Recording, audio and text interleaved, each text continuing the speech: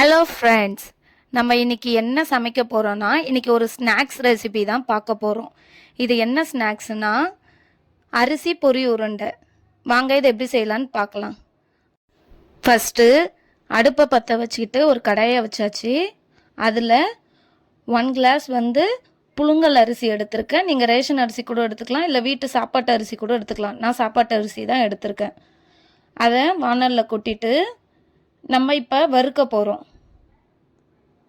இப்போ இந்த வெள்ளை கலரில் இருக்கிற அரிசி நல்லா ப்ரௌன் கலர் ஆகிறவளும் நம்ம வறுத்து எடுத்துக்க வேண்டியது தான். இப்போ பாருங்கள் அரிசி எப்படி ப்ரௌன் கலரில் மாறும்ன்ட்டு நல்லா பொரிஞ்சு வந்துருச்சு பாருங்கள். இப்போ இந்த வறுத்து வச்சுருக்க அரிசியை நம்ம ஒரு பிளேட்டில் மாற்றி ஆற வச்சுக்க போகிறோம். இந்த டைமில் வெள்ளைப்பாகு ரெடி பண்ணிக்க போகிறோம். அதுக்கு 1 டம்ளர் அரிசிக்கு 3/4 டம்ளர் வெல்லம் எடுத்துக்கோங்க. ஒரு அடுப்பை பற்ற வச்சுட்டு அந்த வெல்லத்தை கொட்டிட்டு நீங்கள் 1 டம்ளர் அரிசிக்கு 2.5 டம்ளர் தண்ணி ஊற்றணும். கரெக்டாக ஊற்றுங்க, அப்போ தான் பதம் கரெக்டாக வரும்.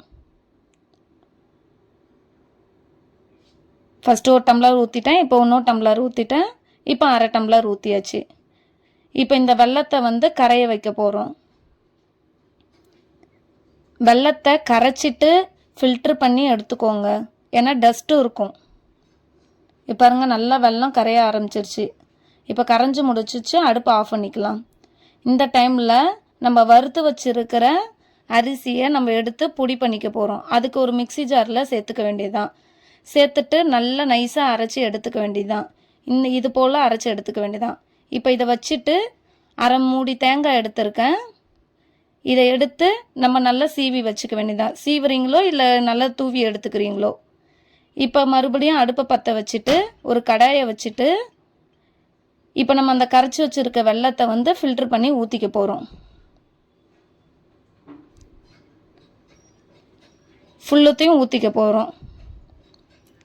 இப்போ அவ்வளோதான், ஊற்றியாச்சு. இப்போ இந்த தண்ணி கொதிக்கிறவளோ நம்ம வெயிட் பண்ண வேண்டியது தான். இப்போ பாருங்கள் பபிள்ஸ் விட ரெடி ஆயிடுச்சு. இப்போ தண்ணி கொதிக்க ஆரம்பிச்சிருச்சு. இது கூட நம்ம அரைச்சி வச்சுருக்க அந்த அரிசி மாவை கொஞ்சம் போல் சேர்த்துட்டு அதுக்கப்புறமேட்டா மொத்தத்தையும் கொட்டிக்க வேண்டியது தான். கொட்டிட்டு எல்லாத்தையும் கொட்டிக்கோங்க. கொட்டிட்டு நல்லா கைவிடாமல் கிளறிட்டே இருக்கணும், ஏன்னா கட்டி கட்டியாக ஆகும். நம்ம கொஞ்சம் கைவிடாமல் நம்ம கிளறிட்டே இருக்கணும். அந்த கட்டியெல்லாம் உடச்சி விட்டுட்டே இருக்கணும்.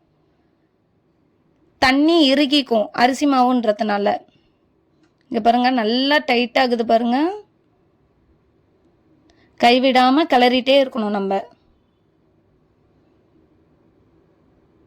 அடுப்பை சிம்மில் வச்சுக்கோங்க. சிம்மில் வச்சுக்கிட்டே கிளறிட்டே இருங்க. தண்ணி நல்லா வத்திடுச்சு. இந்த டைமில் நம்ம என்ன பண்ண போகிறோம்னா நெய் சேர்த்துக்க போகிறோம். 1 ஸ்பூனு. பிடிச்சிருக்கவங்க நெய் சேர்த்துக்கலாம், பிடிக்காதவங்க நெய் சேர்க்க தேவையில்ல. நான் குழந்தைங்களுக்கு செய்கிறதுனால 1 ஸ்பூன் போல் நெய் போட்டுக்கிறேன். இப்போ நெய் போட்டு நல்லா ஒரு கிண்டிக்க வேண்டியதுதான். அடுப்பை ஆஃப் பண்ணிட வேண்டியதான். ஆஃப் பண்ணிவிட்டு இப்போ பாருங்கள் மாவு எடுத்துகிட்டு வச்சாச்சு. தேங்காய் ரெடி பண்ணி வச்சாச்சு. பக்கத்தில் கொஞ்சம் தண்ணி வச்சுக்கோங்க. தண்ணியில் கை வச்சுட்டு கூட நீங்கள் அதில் கை வச்சுக்கலாம். ஏன்னா சூடாக இருக்கிறப்பே ரவுண்டு பிடிச்சாதான் வரும். அப்போ நம்ம பால் போல் அதை நல்லா பிசைஞ்சு எடுத்துக்க வேண்டியதான். நல்லா ரவுண்ட் ஷேப்புக்கு நல்லா பிசைஞ்சிட்டு அதை அந்த தேங்காயில் நல்லா பெரட்டி எடுத்துக்க வேண்டியதான். பெரட்டிட்டு அதை நல்லா போட்டு கையிலே இப்படி நல்லா அதை ஒட்டுற மாதிரி நல்லா பிசைஞ்சு எடுத்துக்க வேண்டியதான்.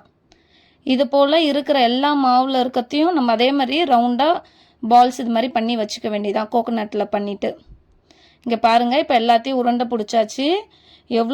அவ்வளோதான், அரிசி பொரி உருண்டை ரெடி ஆகிடுச்சு. இது 80ஸ்லேயும் 90ஸ்லேயும் ரொம்ப விரும்பி சாப்பிட்ற ஒரு ஸ்நாக்ஸு. இதை வீட்டிலே செஞ்சு சாப்பிட்டு பாருங்கள். பிடிச்சிருந்தா லைக் பண்ணுங்கள், ஷேர் பண்ணுங்கள், சப்ஸ்கிரைப் பண்ணுங்கள். பாய்.